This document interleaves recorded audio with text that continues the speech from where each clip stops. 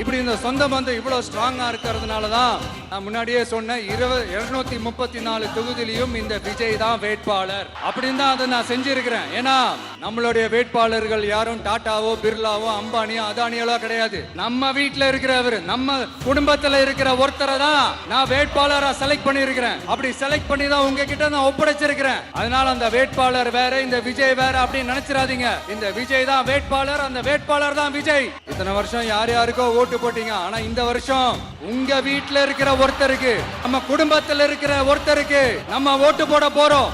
அந்த வேட்பாளர்களுக்கு நீங்க ஓட்டு போடுறது நமக்கு நாமளே ஓட்டு போட்டுக்கிற மாதிரி, அந்த வேட்பாளர் ஜெயிச்சா நாம ஜெயிச்ச மாதிரி. இப்படிப்பட்ட ஒரு எமோஷனலான ஒரு எலெக்ஷனை தமிழ்நாடு இல்ல இந்தியாவே பார்த்திருக்காது. நீங்க எவ்ரி 5 இயர்ஸ் வர ஒரு எலெக்ஷன் மாதிரி இதை நினைச்சிடாதீங்க. இது வேற, இது ஒரு அதிசய எலெக்ஷன்.